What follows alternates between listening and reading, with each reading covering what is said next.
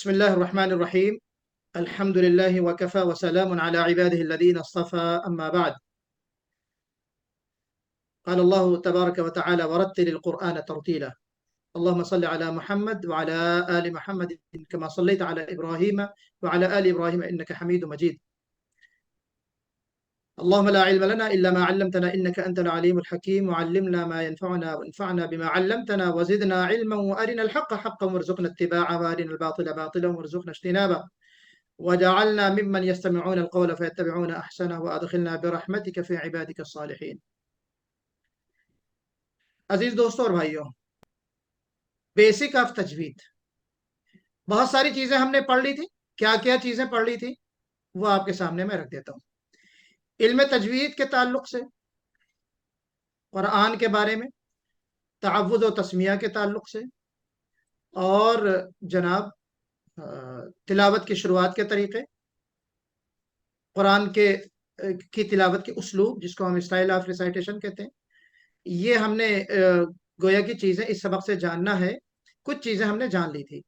कुरान के ताल्लुक से हमने जाना कि कुरान क्या है, उसकी तारीफ के ताल्लुक से 5 चीजें हमने कल जानी थी।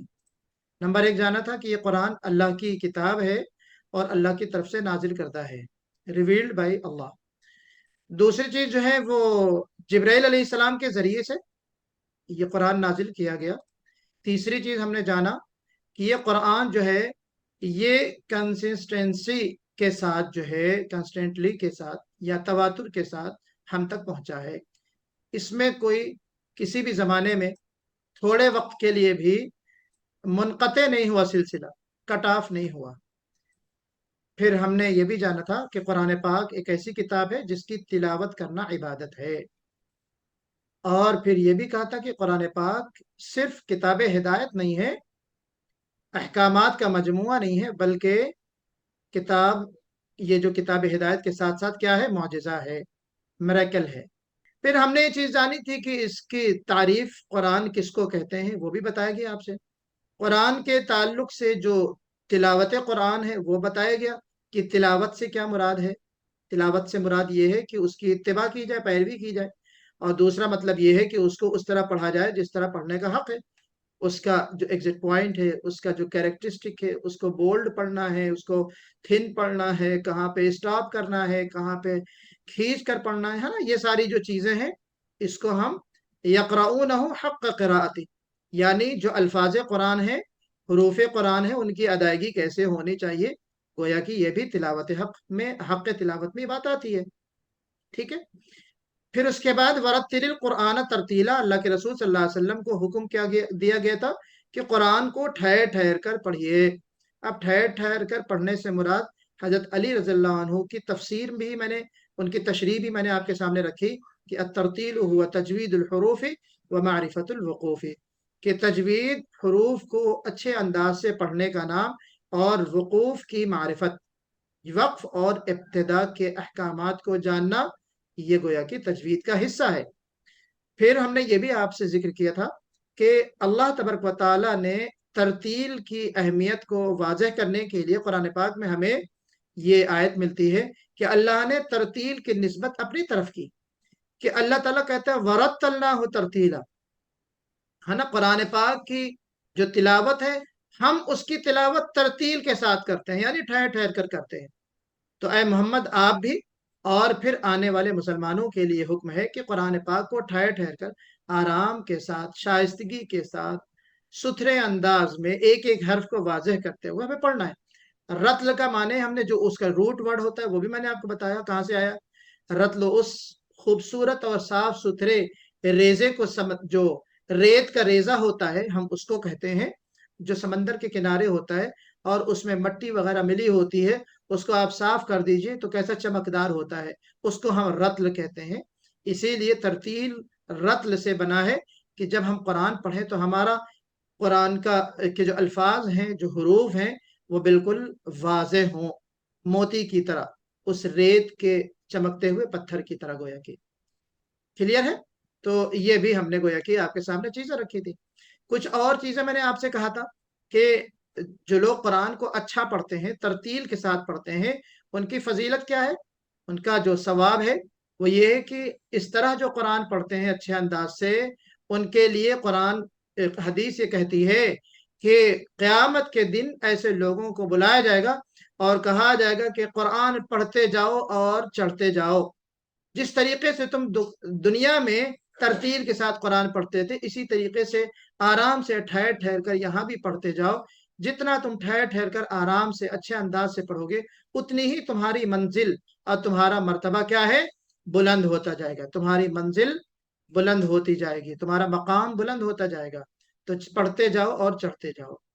فضیلت کے تعلق سے ایک چیز میں نے اور حدیث آپ کے سامنے رکھی تھی کہ الماہر بالقرآن مع السفرۃ الکرام البررہ، کہ قرآن کا جو ماہر ہوتا ہے وہ نیک ملائکہ کے ساتھ ہوتا ہے، اس کا ساتھ قیامت کے دن نیک ملائکہ۔ ملائکہ تو سبھی نیک ہوتے ہیں، معصوم عن الخطا ہوتے ہیں، لغزشوں سے پاک ہوتی ہے ان کی زندگی، تو لیکن اس میں بھی نیک لگا کر یہ کہا گیا کہ انتہائی جو مقرب اور اچھے فرشتے ہیں، ہے نا، نیک فرشتے ہیں، گویا کہ ان کا ساتھ ہوگا ان لوگوں کا، ان فرشتوں کے ساتھ کن لوگوں کا ساتھ ہوگا؟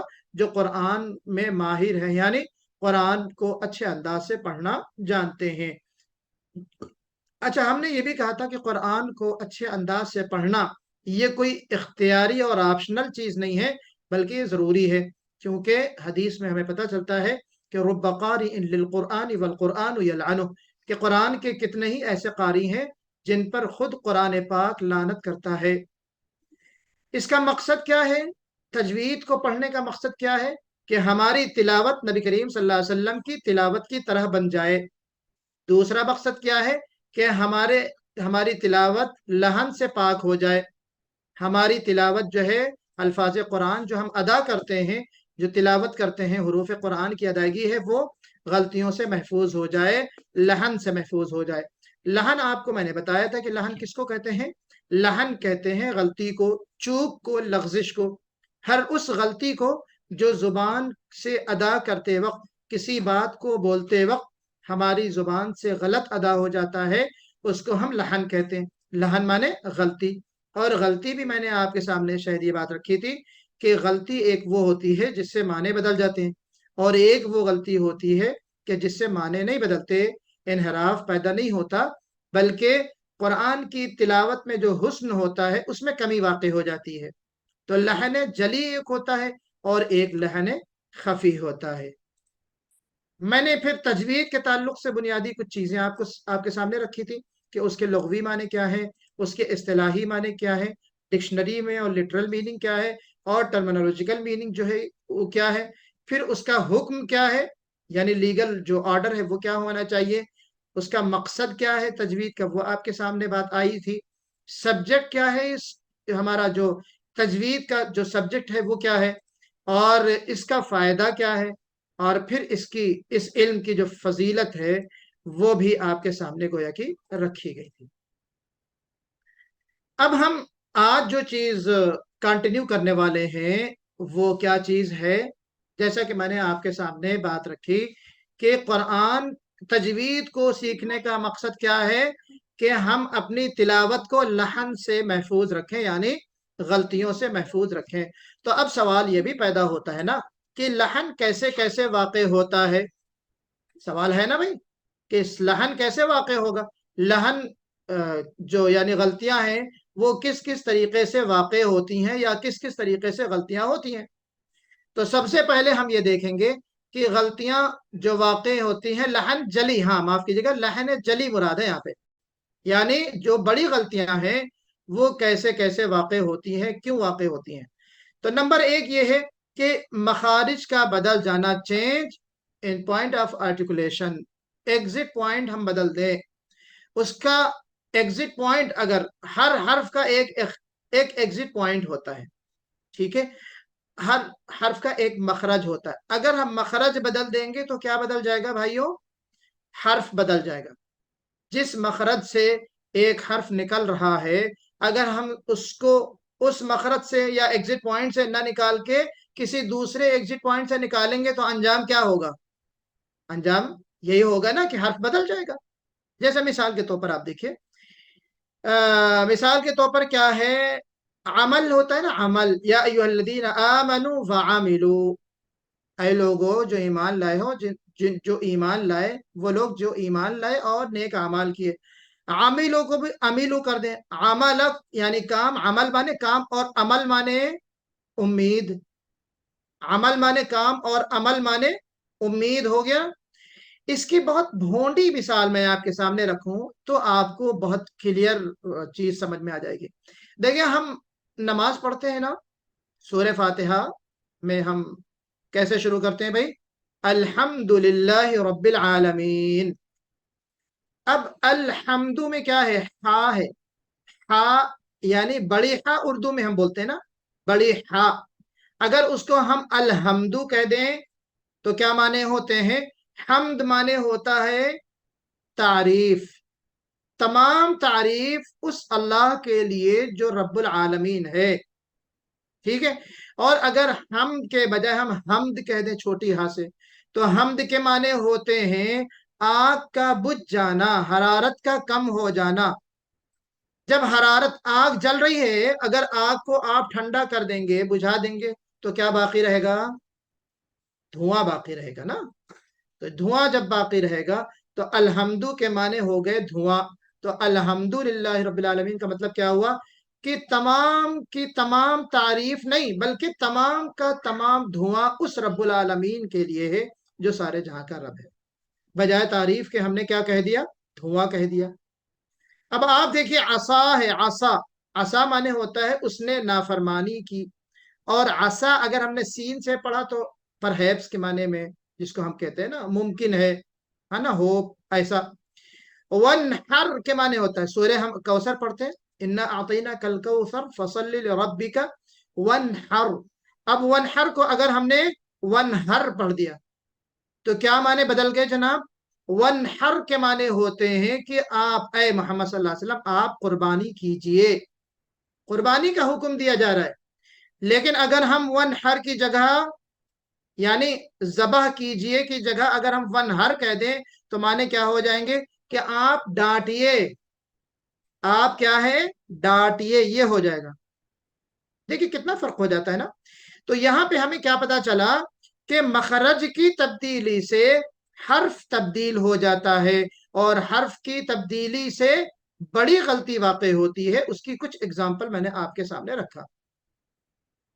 ایک آخری مثال جو میں نے ابتدائی جو اناگرل ہمارا کلاس تھا اس میں نے رکھی تھی، یہاں جو لوگ اس دن نہیں تھے اس کا میں اعادہ کر دیتا ہوں، ریپیٹ کر رہا ہوں میں۔ وَلَسَوْفَ يُعْطِيكَ رَبُّكَ فَتَرْضَى، سورہ دوحہ میں ہے کہ انقریب آپ کا رب آپ کو اتنا نوازے گا، اتنا دے گا کہ آپ خوش ہو جائیں گے۔ اب فترضا کو اگر فتر دا پڑھ دیا ہم نے، فتر دا، تو انقریب آپ ہلاک ہو جائیں گے، ہے نا؟ کہاں اللہ تعالیٰ کے لیے کہ اللہ تعالیٰ کے نعمتوں سے ہمارا نبی خوش ہو رہا ہے، اور ہم نے اپنی تلاوت سے بگاڑ کے ہم نے معنی کہاں پہنچا دیے؟ نعوذ باللہ، نبی کریم صلی اللہ علیہ وسلم کو یہ کہہ دیا کہ وہ ہلاک ہو گئے۔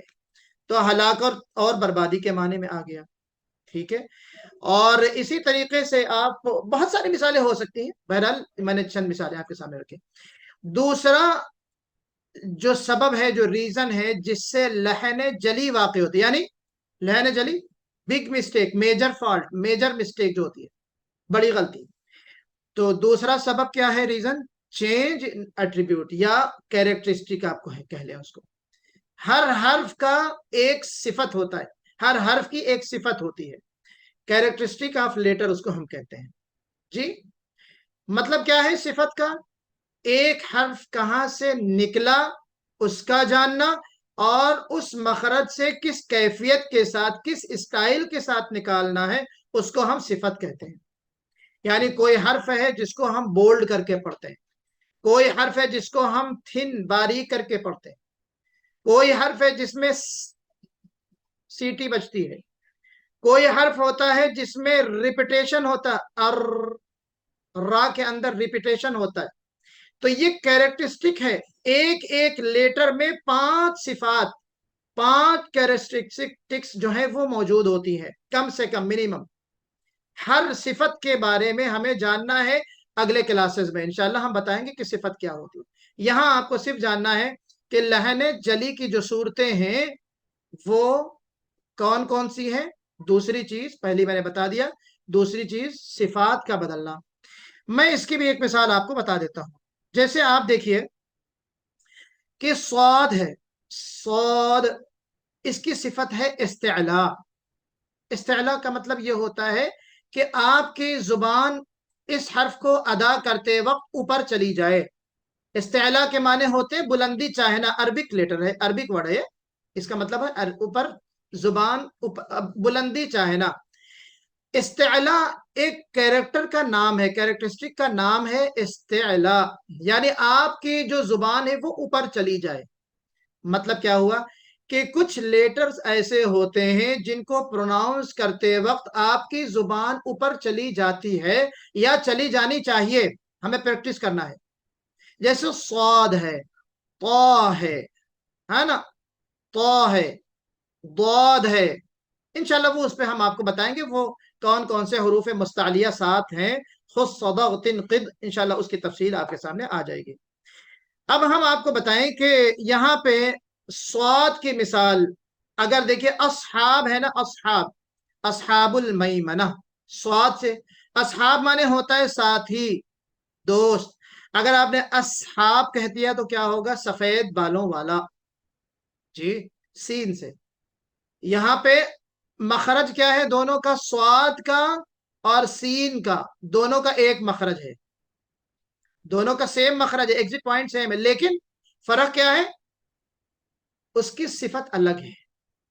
आप देखिए तो, ता, मैंने पहले क्लास में आपको बताया था, आपने अगर आपको याद हो कि ता और ता और दाल, इन तीनों का मखरज एक है, लेकिन इन तीनों की सिफत क्या है? अलग अलग है। ता की जो सिफत है उसमें इस्तिफाल है। इस्तिफाल के माने होते हैं नीचाई चाहना, यानी कुछ ऐसे हुरूफ हैं जिनको प्रोनाउंस करते वक्त आपकी जुबान नीचे रहे, यानी ऊपर ना जाए। ये इस्तिअला का अपोजिट है, अभी मैंने बताया ना इस्तिअला, उसका गोया कि अपोजिट है। तो ऐसा हर्फ जिसको अदा करते वक्त आपकी जुबान ऊपर ना जाए, वो हर्फ क्या कहलाता है? हर्फ इस्तिफाल या हुरूफ मुस्तफिला, उन हुरूफ को कहा जाता है। तो मिसाल के तौर पर ता है, इसके अंदर सिफत क्या पाई जाती है? क्वालिटी कौन सी है इसमें? इस्तिफाल की, यानी बारीक पढ़ा जाता है। और जो इस्तिअला है उसको मोटा पढ़ा जाता है। तो अब ता का मखरज एक है, ता का भी मखरज सेम है, वही जो ता का है, लेकिन दोनों में डिफरेंस क्या है? डिफरेंस ये है कि ता के अंदर इस्तिफाल है, यानी बारीक पढ़ा जाएगा, और ता के अंदर इस्तिअला है, यानी उसको मोटा पढ़ा जाएगा। क्लियर है? अब मिसाल के तौर पर अब तलाक मर्रतान, या तलाक का लफ्ज जहां पे है, तलाक तो से है, ता से या ता से? कौन बताएगा? तलाक, जिसको हम एक छुटकारे के माने में, अलाहिदगी के माने में हम बोलते हैं ना, औरत को तलाक देना, वो ता से होता है या ता से होता है? बहुत से होते हैं। बहुत ता से होता है, जिसको हम उर्दू में तोए बोलते हैं, तोए, है ना, और आपको समझाने के लिए। तो ये ता, और एक होता है तलाक ते से। दोनों के माने में फर्क है। तलाक के माने छुटकारा, अलाहिदगी, और तलाक के माने मुलाकात। देखिए आप, जस्ट अपोजिट मीनिंग।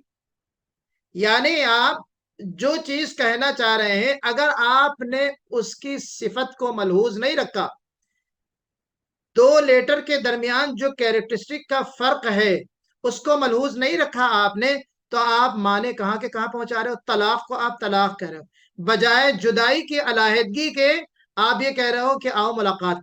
ये यौम तलाक, कयामत के दिन को क्या कहा गया? यौम तलाक। तो यहां पे हमें क्या पता चला कि मखरज एक होने के बावजूद सिफत अलग अलग हो जाती है। और अगर सिफत हमने सही से अदा नहीं की, उस लेटर की जो कैफियत है अगर हमने सही प्रोनाउंस नहीं किया, तो क्या हो जाता है? उससे माने भी उससे बदल जाते हैं, और माने बदल जाएंगे तो वो लहने जली की सूरत होती है, उसको हम लहने जली कहते हैं। तीसरी चीज क्या है? एराब की तब्दीली। एराब की तब्दीली, एराब किसको कहते हैं? जबर जेर पेश। जबर जेर पेश को हम क्या कहते हैं? एराब कहते हैं। जैसे मिसाल के तौर पर आप देखिए صراط الذین انعمت علیہم، آج ہم نے چونکہ وہ آیت پڑھی ہے سمد بھائی کے ساتھ، تو وہ وقتل داود جالوت وہ آیت آ گئی. چلو اس کی اگزامپل میں دیتا ہوں آپ کو. تو یہاں پہ پہلے دیکھیے صراط الذین انعمت علیہم، کہ دعا کیا کی جا رہی ہے کہ اللہ تعالیٰ ہم کو ان لوگوں کے راستے پر چلائیے جن پر آپ نے انعام فرمایا ہے. اگر انعمتا کی جگہ پہ انعمتو علیہم ہو گیا تو کیا مطلب ہو جائے گا؟ کہ جن پر میں نے انعام فرمایا یا میں نے انعام کیا ہے ان لوگوں پر چلا، ان لوگوں کے راستے پہ چلا، یہ مطلب ہو جائے گا. آج جو آیت ہم نے پڑھی سورہ بقرہ کی آیت نمبر 248 یا 49، کیا ہے وہ؟ وَقَتَلَ دَاوُودُ جَالُوتَ، نہیں وہ آیت نمبر 51 ہے، 251 جو ہم نے آگے اس کا ریفرنس کے طور پہ ہم نے اس کو دیکھا تھا. جی تو وَقَتَلَ دَاوُودُ جَالُوتَ، کہ جالوت نے داود نے جالوت کا قتل کیا ہے نا، داود نے جالوت کا قتل کیا. اگر ہم اس کو وقتل داودو کی جگہ پہ دال کے اوپر پیش لگانے کے بجائے اگر دال کے اوپر زبر لگا دیں تو کیا مطلب ہو گیا؟ کہ جالوت نے داود کو قتل کیا. اتنے معنی بدل جاتے ہیں. یعنی مارنے والے داود علیہ السلام، مرنے والا مقتول کون ہے؟ جالوت ہے. لیکن اگر ہم وقتل داودا جالوت پڑھ دیں، اپوزٹ کر دیں، یہاں کا زبر ادھر اور ادھر کا ضمہ ادھر لے آویں ہم پیش کو، تو معنی یہ ہو جائیں گے کہ جالوت نے داود کو مار دیا، جسٹ الگ میننگ ہو جائے گی. تو پتہ کیا چلا کہ زبر زیر پیش کی غلطی سے بھی کیا ہوتا ہے؟ معنی بدل جاتے ہیں اور لہن جلی واقع ہوتا ہے. واللہ یضاعف لمن یشاء، کیا مطلب اس کا؟ اللہ تعالیٰ جس کے لیے چاہتا ہے دو گنا کر دیتا ہے، بڑھا کر دے دیتا ہے. اگر یضاعف کو ہم پڑھ دیں واللہ یضاعف تو کیا مطلب ہو جائے گا پتا ہے؟ کوئی بتا سکتا ہے؟ یضاعف اگر ہم کر دیں گے تو اللہ کو دوگنا دیا جاتا ہے. اللہ تبارک و تعالیٰ کو خود دوگنا کیا جاتا ہے، اللہ کو ہی دوگنا کیا گیا، دعا کی دوگنا یا ڈبل کیا جاتا ہے، یہ معنی ہو جائے. تو بہت میننگ جو ہے اس کی، وَهُوَ يُطْعِمُ وَلَا يُطْعَمُ، اس کو اگر ہم پڑھیں وَهُوَ يُطْعَمُ وَلَا يُطْعِمُ، معنی کیا ہو جائیں گے اس کے؟ کہ اس کو کھلایا جاتا ہے اور وہ کسی کو نہیں کھلاتا. جسٹ اپوز، حالانکہ ہوتا کیا ہے کیا صحیح بات؟ وَهُوَ يُطْعِمُ، اللہ ہی کھلاتا ہے، وَهُوَ يُطْعِمُ اور وہ سب کو کھلاتا ہے، یعنی اللہ اس کو کوئی نہیں کھلاتا. اگر ہم ادھر کا زیر ادھر لگا دیں اور ادھر کا زبر ادھر لگا دیں تو معنی اس طرح بدل جاتے ہیں، نعوذ باللہ من ذالک. تو پتہ کیا چلا؟ تیسری غلطی یا تیسرا جو ریزن ہے، سبب ہے لہن جلی کا، وہ اعراب کی تبدیلی ہے. چوتھی وجہ کیا ہے؟ حروف کی حرکات میں کمی اور زیادتی کر دینا. یعنی جہاں حرکت ہے، مثال کے طور پر ضربا ہے تو ہم نے اس کو کیا پڑھ دیا؟ ضربا کر دیا ہے نا. اور وقتلا ہے تو وقتلا کر دیا ہے نا. اور تو زبر زیر پیش کو بھی اگر ہم نے بڑھا دیا تو اس سے بھی لہن جلی واقع ہوتا ہے. حرف کو بڑھانے اور گھٹانے کی بھی مثالیں ہمیں قرآن پاک میں مل سکتی ہیں اگر ہم غور کریں. جیسے مثال کے طور پر آپ دیکھیے کہ لا نکفر کا ہم پڑھتے ہیں نا دعائے قنوت، ولا نکفرک ولا نشکرک، نشکرک ولا نکفرک، نعوذ باللہ من ذلک، ونشکرک ولا نکفرک، کہ ہم آپ کا شکر بجا لاتے ہیں اور آپ کی ناشکری نہیں کرتے. تو اگر لا نکفرک یعنی ہم تیری ناشکری اے اللہ نہیں کرتے، اگر لا کا جو الف ہے اس کو ہم حذف کر دیں، سائلنٹ کر دیں، تو کیا ہو جائے گا؟ لنکفرک. کیا مطلب ہوا اس کا؟ ہم تیری ناشکری کرتے ہیں، اور لا یہاں پہ قسمیہ تاکید کے لیے ہو جائے گا، ہم ضرور تیری ناشکری کرتے ہیں یا کریں گے. ایاک نعبد، ہم تیری عبادت کرتے ہیں. جب ہم ہر حرف میں یا حرکت میں کمی کرنے کی بات کرتے ہیں تو حرکات کے ساتھ ساتھ ہمیں تشدید کا بھی پتہ رکھنا چاہیے. جو شدہ ہوتا ہے نا، آگے انشاءاللہ ہم بتائیں گے، جو تین ایسے نوک بنی ہوئی ترشول کی طرح ایک تشدید کا جو سمبل ہے وہ آپ کو پتہ ہے. जिस हर्फ के ऊपर आ जाता है उस हर्फ को 2 मरतबा पढ़ा जाता है, उस हर्फ को हम मुशद्दद कहते हैं। जिस हर्फ के ऊपर, जैसे अबा है, अबा, तो बा के ऊपर अगर हमने तशदीद लगा दी तो अब्बा हो जाता है। तो यहाँ पे इय्याका नअबुदु जो है, तशदीद की भी बड़ी अहमियत। देखिए कुरान पाक में, इसीलिए मैं कहता हूँ ना, तजवीद का जो मौजू है, जो टॉपिक है, वो कितना अहम है, वो अब आपको धीरे धीरे समझ में आएगी बात। हम इसको बहुत बहुत हल्के में इस सब्जेक्ट को ले लेते हैं। बहुत सारे लोग इय्याका नअबुदु व इय्याका नस्तईन पढ़ लेते हैं। यहाँ पे जो तशदीद है या के ऊपर, इसका वाज़ेह और क्लियर हमें पढ़ना चाहिए, तशदीद को सही प्रोनाउंस करना चाहिए। इय्याका नअबुदु व इय्याका नस्तईन माने क्या हो जाते हैं पता है? अच्छा, इय्याका नअबुदु व इय्याका नस्तईन के माने क्या है, इसका मतलब बताइए। ऐ अल्लाह हम तेरी ही इबादत करते हैं और तुझी से मदद तलब करते हैं। वेरी गुड अजहरुद्दीन भाई, हम तेरी ही इबादत करते हैं और तुझी से हम मदद चाहते हैं। अब अगर हम बगैर तशदीद के इसको हम पढ़ लें, इय्याका नअबुदु, तो इसके माने होते हैं, इया असल में कहते हैं आयातुन, या इया कहते हैं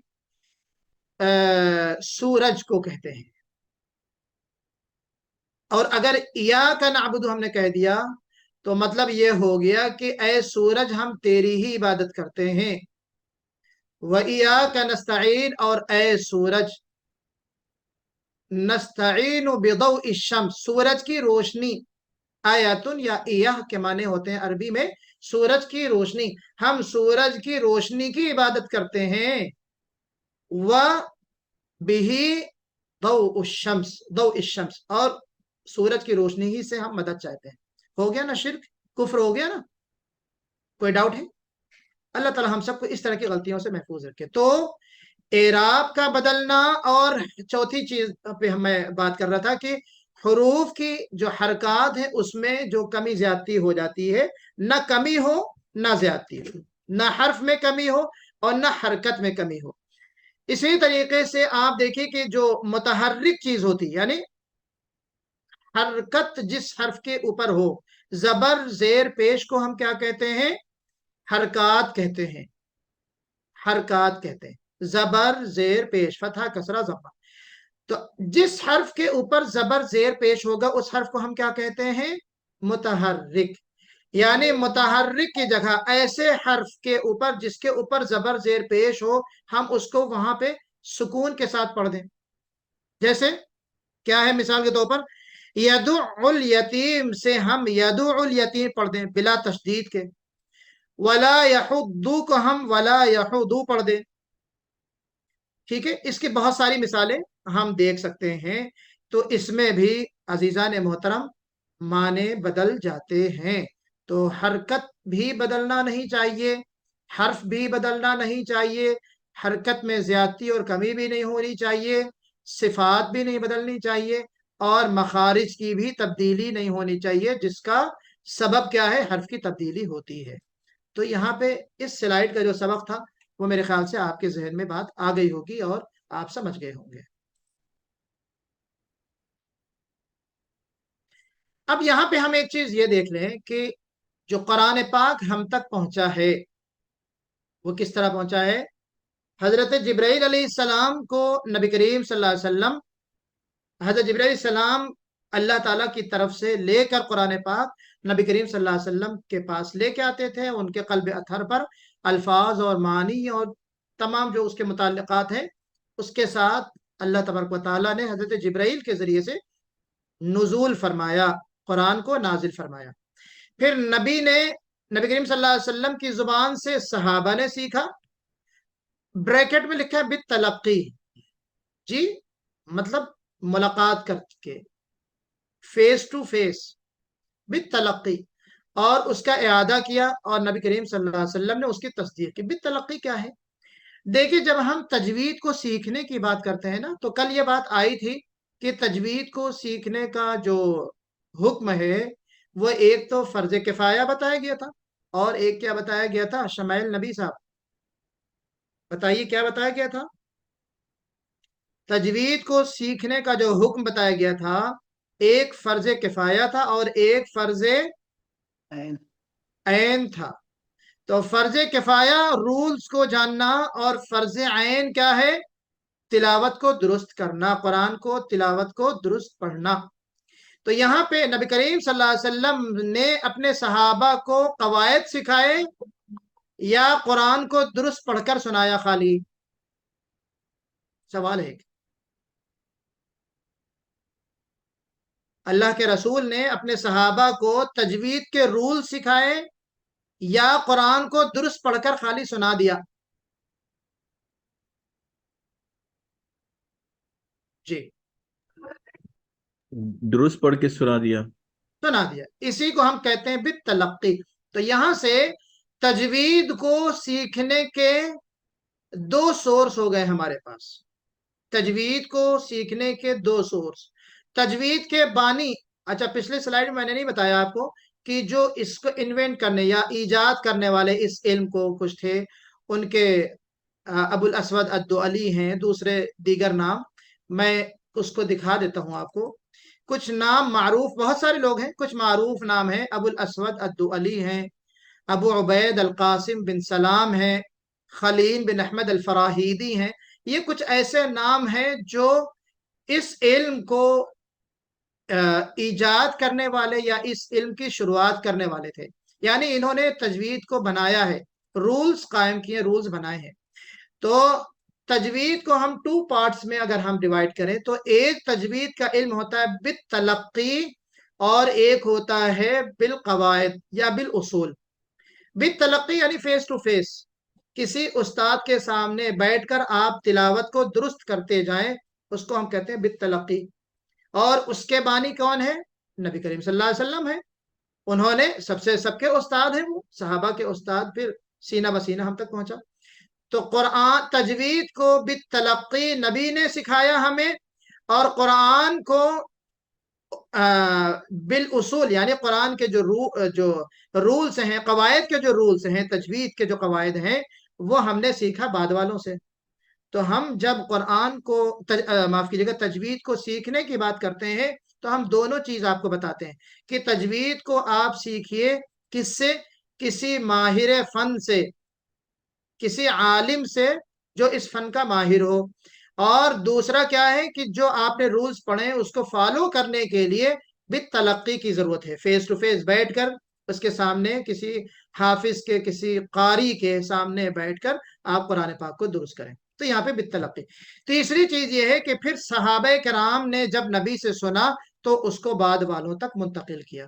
تو یہ ٹرانسکرپشن جس کو ہم کہہ سکتے ہیں قرآن کی، یہ ہم تک کس طریقے سے پہنچا، یہ تین چیزیں ہمیں اپنے ذہن میں رکھنا ہے۔ اب ہم آگے یہ دیکھیں گے کہ قرآن پاک جب ہم شروع کرتے ہیں تو سب سے پہلے اعوذ باللہ پڑھتے ہیں۔ تعوذ مانے اعوذ باللہ پڑھنا، تسمیہ مانے بسم اللہ پڑھنا، یہ ایک ٹرم یوز کی جاتی ہے نا، تعوذ یعنی بسم اللہ، اعوذ باللہ، اور تسمیہ بسم اللہ۔ اب سوال یہ ہے کہ تعوذ کے معنی کیا ہے؟ تعوذ کے معنی ہوتے ہیں التجام، اعتصام، عربی میں کہتے ہیں، یا اردو میں ہم کہتے ہیں اللہ کا پروٹیکشن حاصل کرنا، اللہ کی حفاظت چاہنا، اللہ سے حفاظت کی دعا کرنا، یہ سارے معنی ہیں اس کے۔ تو اعوذ باللہ من الشیطان الرجیم کا جس کا مطلب ہوتا ہے کہ ہم پناہ چاہتے ہیں شیطان مردود کی، ہے نا۔ تو یہ دعا کرتے کیونکہ اللہ کا کلام ہم پڑھنے جا رہے ہیں نا، تو اللہ سے ہم پناہ چاہتے ہیں، حفاظت کی دعا کرتے ہیں شیطان سے، ہے نا، شیطان کے وساوس سے، اس کے ورغلانے سے، یا وہ غلطی نہ ہونے دے۔ پھر اس کے بعد بسم اللہ پڑھتے ہیں۔ تو سوال یہ پیدا ہوتا ہے کہ اعوذ باللہ اور بسم اللہ پڑھنے کا کیا حکم ہے؟ فرض ہے، کوئی نہیں پڑھے گا تو گنہگار ہوگا؟ نہیں، ایسا نہیں ہے۔ اگر کوئی پڑھ لیتا ہے تو اچھی بات ہے، دعا ہے، اور اگر کوئی نہیں پڑھتا ہے تو پھر کوئی یہ نہیں کہہ سکتا کہ تم نے گناہ کیا ہے۔ لیکن ہمیں قرآن پاک پڑھتے وقت اعوذ باللہ پڑھ لینا چاہیے۔ قرآن پاک کی ایک آیت ہے فَإِذَا قَرَأْتَ الْقُرْآنَ فَاسْتَعِذْ بِاللَّهِ مِنَ الشَّيْطَانِ الرَّجِيمِ، 70ویں پارے کی آیت ہے کہ ہم کو کہا گیا کہ جب تم قرآن پاک پڑھو، تلاوت کرو، تو اللہ سے کیا کرو؟ پناہ چاہو، یعنی اعوذ باللہ من الشیطان الرجیم پڑھو۔ ایک منٹ ہے نا۔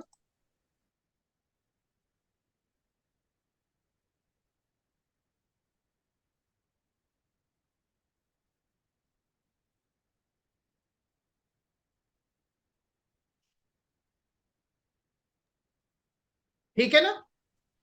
تو یہاں پہ جمہور یعنی جو سب سے زیادہ علماء کی جو ہے اہل فن کی رائے یہی ہے کہ یہ مستحب ہے، کوئی فرض اور واجب چیز نہیں ہے، پڑھ لینا چاہیے۔ البتہ یہ ہے کہ ہم تلاوت کر رہے ہیں، پڑھتے پڑھتے آپ فون آ گیا، بیچ میں کسی سے بول دیے، ہے نا، تو وہاں پہ تلاوت کے درمیان میں اگر آپ نے گفتگو کر لی تو وہاں پہ اعوذ باللہ پڑھنا ہمیں بہرحال ضروری اس معنی میں ہے کہ آداب میں سے ہے۔ وہاں پہ بھی فرض نہیں کہیں گے، اعوذ باللہ وہاں پہ خاص کر کے پڑھ لینا چاہیے تلاوت کرتے کرتے، اگر ہم بیچ میں بول دیں تو۔ کلیئر ہے؟ آگے ہم دیکھتے ہیں اسی طریقے سے کہ تعوذ و تسمیہ کے احکام میں کہتے ہیں بسملہ، بسملہ بھی کہتے ہیں، بسملہ یعنی بسم اللہ الرحمن الرحیم پڑھنا۔ قرآن پاک میں بھی بسم اللہ الرحمن الرحیم آیا ہوا ہے نا۔ ویسے تو بسم اللہ ایک رائے کے مطابق یہ ہے کہ ہر سورے کا ایک پارٹ ہے، ہر سورے کی ایک آیت ہے، کیا چیز؟ بسم اللہ الرحمن الرحیم۔ لیکن بعض علماء یہ کہتے ہیں، مفسرین کہتے ہیں کہ نہیں، پارٹ نہیں ہے، یہ خالی ایک دعا ہے جو ہر سورے کے شروع میں پڑھی گئی ہے، اور نبی کریم صلی اللہ علیہ وسلم نے اس کو قرآن کا حصہ نہیں بنایا ہے۔ تو بہرحال یہ دونوں چیزیں آتی ہیں، اس پہ کوئی ایسی چیز نہیں ہے کہ جس پہ بہت زیادہ ہم فوکس کریں۔ تو بسم اللہ الرحمن الرحیم ہم پڑھ لیتے ہیں، تو اس میں بہتر ہے، اچھی چیزیں پڑھنا چاہیے۔ اللہ کی مدد ہم چاہتے ہیں اس میں بھی، کہ شروع اللہ کے نام سے جو بڑا مہربان ہے، نہایت رحم والا ہے، وغیرہ وغیرہ۔ اب یہاں پہ ایک جو چیز ہے کہ جب سورے ختم ہونے کے بعد دوسری سورے ہم شروع کرتے ہیں تو وہاں پہ بسم اللہ کرنا ضروری ہے۔ کیوں؟ کیونکہ آپ کے بسم اللہ سے یہ پتا چلتا ہے کہ آپ نے ایک سورہ ختم کر لی ہے اور دوسری سورہ شروع ہو گئی۔ صحابہ کیسے سمجھتے تھے کہ اللہ کے رسول صلی اللہ علیہ وسلم نے جو ہمیں قرآن سنایا ہے تو یہ سورہ کب تک کنٹینیوس چل رہی ہے، اس کی کنٹینیو کب تک رہے گی؟ تو اللہ کے رسول صلی اللہ علیہ وسلم کیا کرتے تھے؟ بسم اللہ پڑھ لیتے تھے۔ کان لا يعرف فصل السورہ حتی ينزل علیہ بسم اللہ الرحمن الرحیم۔ جی، تو جو تلاوت ہوتی تھی، صحابہ کرام جو ہے کہ اللہ کے رسول کیسے سمجھتے تھے کہ بسم اللہ الرحمن الرحیم بھی حضرت جبرائیل علیہ السلام بیچ میں بتاتے تھے تو اللہ کے رسول سمجھ جاتے تھے کہ اب نئی سورہ شروع ہونے جا رہی ہے۔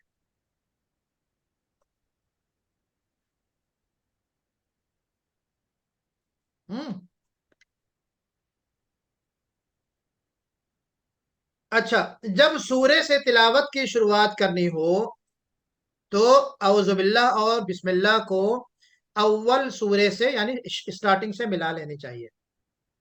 ہم جب دیکھیں اس کو، ہم اگر بہت مختصر انداز میں کہیں کہ جب ہم قرآن پڑھ رہے ہیں تو اعوذ باللہ بسم اللہ کرنا چاہیے، جب ہم کسی سورے سے شروع کر رہے ہیں تو ہمیں اعوذ باللہ بسم اللہ کرنا چاہیے، لیکن بسم اللہ کی شروعات ہمیں خاص کر کے کرنا ضروری ہے۔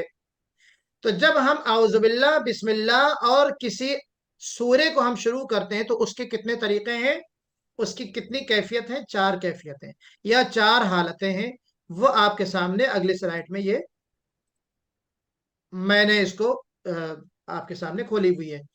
4 ways to start the recitation، 4 طریقے تلاوت کی شروعات کے۔ نمبر 1 کیا ہے؟ اس کو میں نے وصل کل، یہ حالانکہ اس کو جو ہے انگلش میں لکھا ہے، یہ عربی ہے۔ وصل معنی ہوتا ہے joining all of them together، یعنی تمام کو ایک ساتھ پڑھنا، تمام کو یعنی اعوذ باللہ بسم اللہ اور سورے کو۔ جیسے میں پڑھ کے بتاؤں، اعوذ باللہ من الشیطان الرجیم بسم اللہ الرحمن الرحیم الف لام میم۔ یہ کیا ہو گیا؟ اس کو کہتے ہیں وصل کل۔ وصل مانے جوڑنا نا، تو جوائن کر کے پڑھنا تینوں چیزوں کو، کل مانے سب، تمام، آل۔ دوسرا کیا طریقہ ہے؟ فصل کل، تینوں چیزوں کو الگ الگ کر دینا، پارٹ کر کے پڑھنا۔ جی، وہ کیسے ہے؟ اعوذ باللہ من الشیطان الرجیم بسم اللہ الرحمن الرحیم الف لام میم۔ ٹھیک ہے، تمام کو کٹ کر کے الگ الگ کر کے پڑھنا۔ تیسرا کیا طریقہ ہے؟ فصل اول وصل ثانی۔ فصل اول وصل ثانی مطلب کیا ہے؟ پہلے کو یعنی اعوذ باللہ کو فصل کر دینا، یعنی کٹ کر دینا، الگ کر دینا۔ اور वस्ल सानी यानी बिस्मिल्लाह को सूरे के साथ या तिलावत के साथ अपने शुरू कर देना, इसको कहते हैं फसल अव्वल वस्ल सानी। जी, रिसाइट तावुज़ सेपरेटली, औज़ुबिल्लाह को सेपरेट कर दें, आप अलग कर दें, एंड ज्वाइनिंग द बसमला विद सूरा, और बिस्मिल्लाह के साथ आप किस चीज को जोड़ दें, जो आप तिलावत सूरे शुरू करने जा रहे हैं। एक चौथा तरीका क्या है कि वस्ले अव्वल फसले सानी, कि ज्वाइनिंग द तावुज़ एंड बसमला टुगेदर, औज़ु बिल्लाहि मिनश शैतानिर रजीम बिस्मिल्लाहिर रहमानिर रहीम, इन दोनों को एक साथ पढ़ दें, देन स्टार्टिंग द सूरा, तब आप जो है बिस्मिल्लाह सूरे को शुरू करें। तो ये 4 तरीके हैं, चारों तरीकों से आप कुरान की या नई सूरह तिलावत शुरू कर रहे हैं तो आप इस तरीके से शुरू कर सकते हैं, इसमें कोई इख्तिलाफ नहीं है, चारों तरीके जायज हैं। ये उसका एग्जाम्पल है, मैं इसकी ये वाली आपको जो है शेयर भी कर दूंगा ताकि आपको मजीद समझ में आ जाए, ग्रुप में इंशाल्लाह भेज दूंगा इसकी फोटो आपको। ठीक है, ये एक प्रैक्टिकल शक्ल है, मैंने आपके सामने जो रखी है ये है। अच्छा, फिर एक तरीका ये होता है अजीजान गिरामी कि जब हम एक कुरान पढ़ते पढ़ते एक सूरह खत्म हो जाती है तो हम दूसरी सूरह शुरू करते हैं, दूसरी सूरह शुरू करते हैं। तो जब दूसरी सूरह शुरू करते हैं तो क्या करते हैं, अभी बात आई ना, क्या करते हैं हम, बिस्मिल्लाह पढ़ते हैं। जब एक बिस्मिल्लाह। खत्म, हाँ, एक सूरह खत्म करके जब दूसरी सूरह हम शुरू करते हैं तो बिस्मिल्लाह किया जाता है, यानी उस सूरह को पिछली सूरह से अलग करने के लिए हम बिस्मिल्लाह पढ़ते हैं। तो उसके भी 4 तरीके हैं और सेम टर्म्स हैं, आप इस चीज का ध्यान रखिएगा। सेम जो है नेम जो है वो सेम यूज की जाती है। नंबर 1, वस्ले कुल, वहां भी वस्ले कुल था, क्या मतलब हुआ कि खत्मे सूरे को, जो लास्ट पोर्शन है सूरे का, उसको फिर बिस्मिल्लाह और अगली सूरे उसको आपने एक साथ पढ़ना है, उसको आपके एक साथ। जैसे इसका एग्जांपल ये देखिए, वलम यकुल्लहु कुफुवन अहदुम बिस्मिल्लाहिर रहमानिर रहीम कुल अऊज़ु बिरब्बिल फलक, ये क्या हो गया, वस्ले कुल, तमाम को आपने एक साथ जोड़ दिया। दूसरा तरीका क्या है, फसले कुल, यानी तीनों चीजों को आपने अलग अलग कर दिया, वलम यकुल्लहु कुफुवन अहद बिस्मिल्लाहिर रहमानिर रहीम कुल अऊज़ु बिरब्बिल फलक। क्लियर हो गई बात। तीसरी चीज है फसल अव्वल वसल सानी, यानी फसल माने अलग कर देना, यानी वक्फ कर देना, फसल यानी वहां पे रुक जाना। वलम यकुल्लहु कुफुवन अहद बिस्मिल्लाहिर रहमानिर रहीम कुल अऊज़ु बिरब्बिल फलक। अब आप ये देखिए, यहाँ पे ये क्या बनाया मैंने लेफ्ट में, क्या मतलब है इसका, इसका क्या मतलब है जी, कोई बताए। नहीं करना, ऐसा नहीं करना।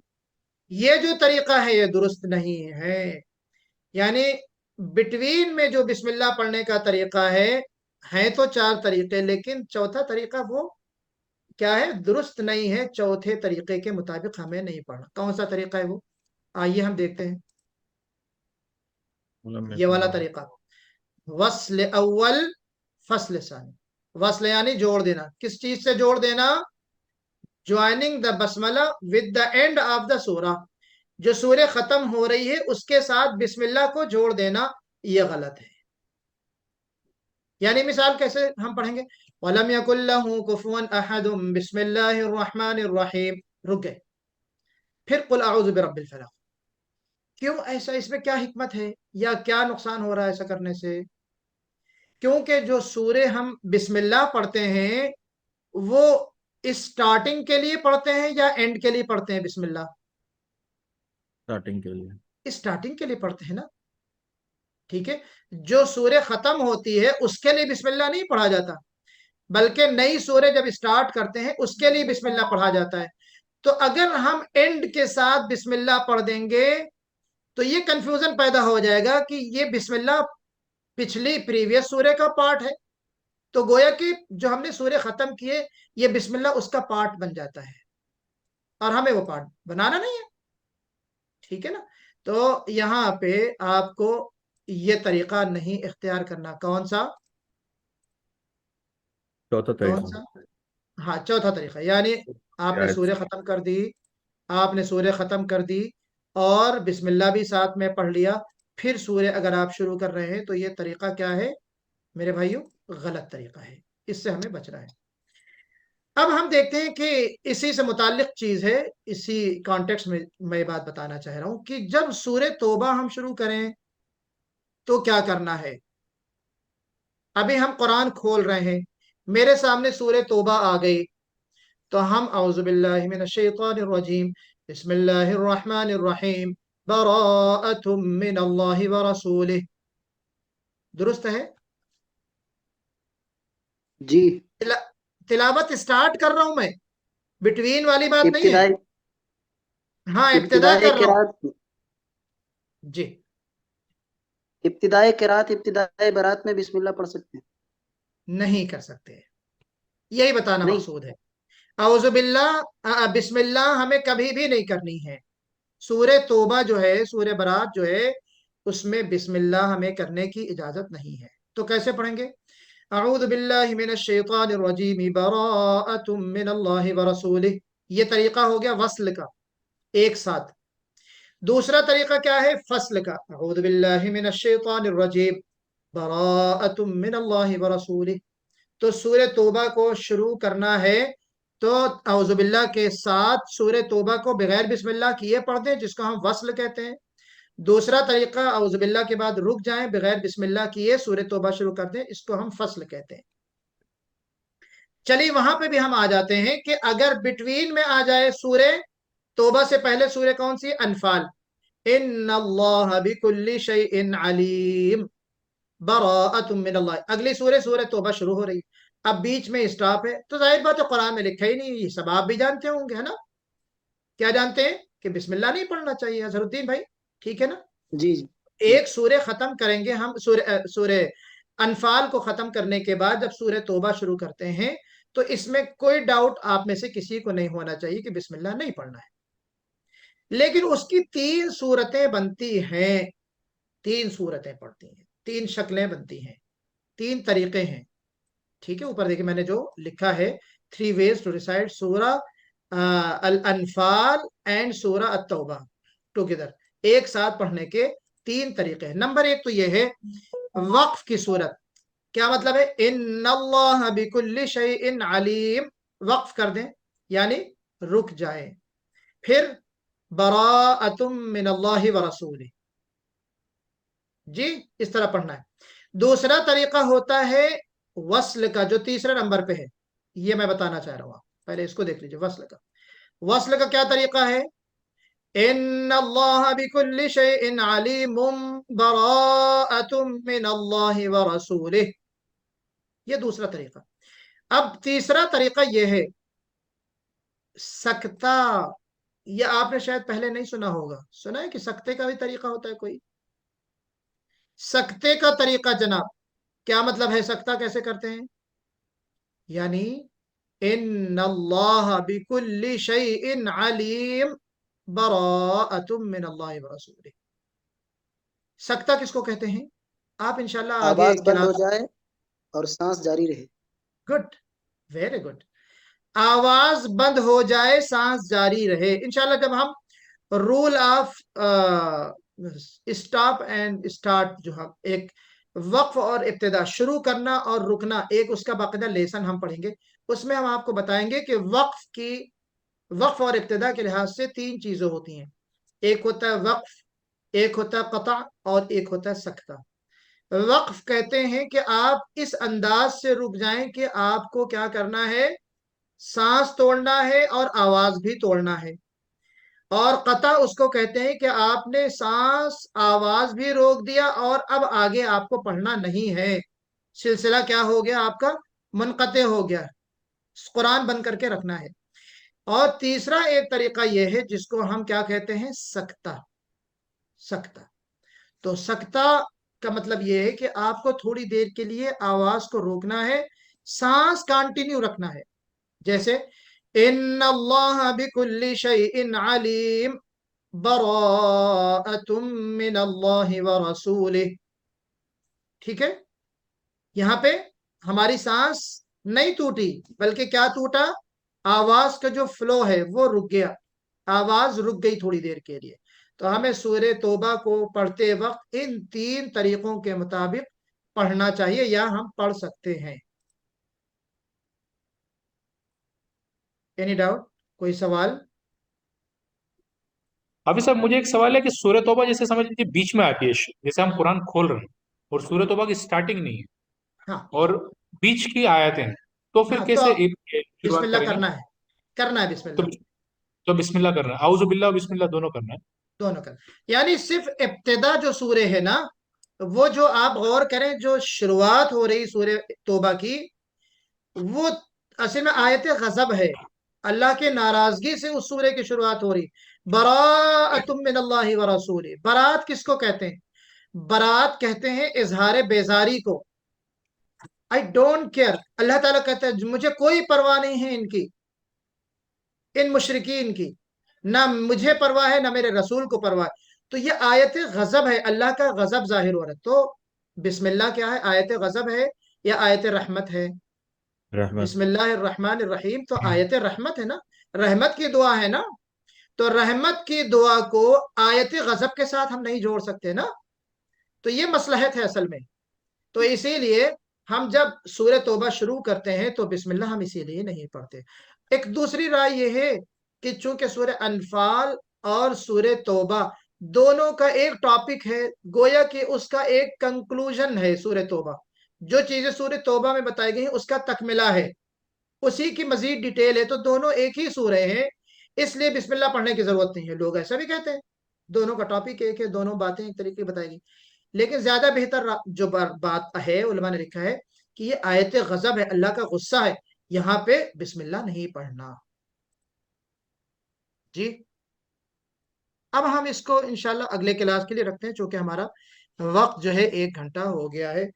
کیا خیال ہے اس کو اگر ہم 2 سلائڈ ہے ختم کر لیں، اگر آپ لوگ کی رائے ہو، تاکہ ہم اگلے ہفتے نیا سبق شروع کر لیں. کمپلیٹ کر لیتے ہیں دو، اگر ایک دو سلائڈ ہے تو. جی اور لوگ بتائیے، سب کی سامنے بات آ جائے. جی کنٹینیو کر لیں، کوئی مسئلہ کر نہیں. لیتے ہیں چلیے، تاکہ پھر اگلے ہفتے ہم نیا سبق شروع کریں. تو دیکھیں اب ہم یہاں پہ یہ جانیں گے کیا چیز،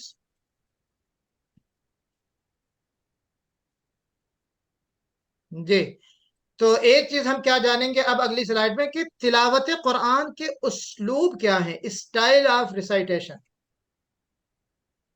جی ایک تو ہوتا ہے ترتیل، انتہائی سلولی. آپ نے جو ہے اسٹیج میں پڑھتے ہوئے جو قرہ حضرات کو، قاری حضرات کو دیکھا ہے نا، پروگرام شروع کرتے ہیں تو بہت. قاری عبد الباسط کا نام سب نے سنا ہے، سنیں گے، سننا چاہیں گے؟ قاری عبد الباسط کو سنا دیتا ہوں آپ کو. چلیے اس میں وائس شیئر بھی میں کر دوں، شیئر ساؤنڈ. دیکھیے آواز آ رہی ہے آپ کو؟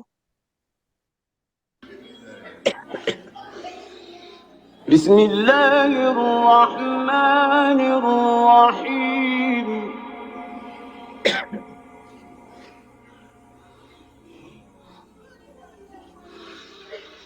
اذا السماء انفطرت واذا الكواكب انتثرت واذا البحار فجرت واذا القبور بعثرت علمت نفس ما قدمت وأخرت. سبحان اللہ، کیا نوازا تھا اس بندے کو اللہ نے نا. کتنی لمبی ان کی جو ہے سانس تھی، اور کتنا خوبصورت قرآن پڑھتے ہیں. تو یہ ہے ترتیل، انتہائی ٹھہر ٹھہر کر، انتہائی سلو موشن میں، اور اس کی بیوٹی کے ساتھ پڑھنا. جو اس کے مینرز یعنی اس کے جو مخارج ہیں، جو اس کے رولز ہیں، ان کا خیال کرتے ہوئے اس طرح پڑھنا کیا کہلاتا ہے؟ ترتیل. تو ہم قرآن پاک کو اس انداز سے بھی پڑھ سکتے ہیں. دوسرا ایک طریقہ ہوتا ہے حدر، اسپیڈ میں. عام طور پہ حدر یعنی تیز رفتاری کے ساتھ پڑھنا. یہ کب پڑھا جاتا ہے؟ تراویح میں پڑھتے ہیں. الحمدللہ رب العالمین الرحمن الرحیم مالک یوم الدین. یہ جو تیز پڑھتے ہیں اس کو بھی ہم سنا دیتے ہیں آپ کو.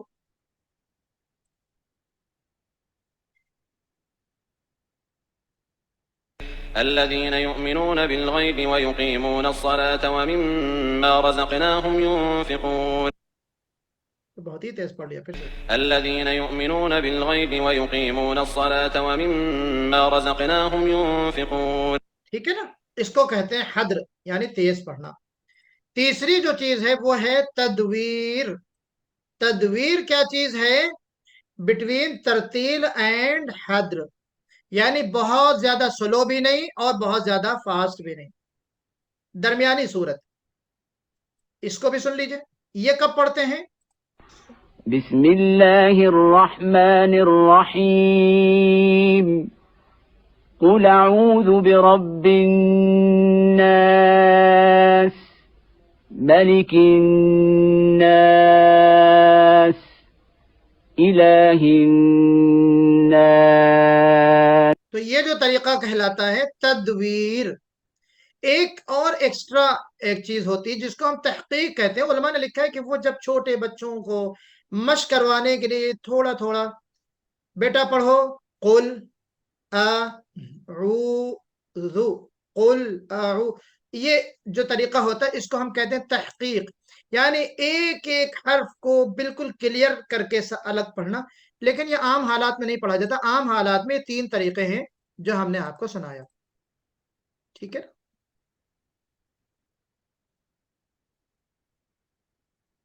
جی یہاں پہ ہمارا یہ جو کلاس تھا، آخری جو سلائڈ تھی آپ نے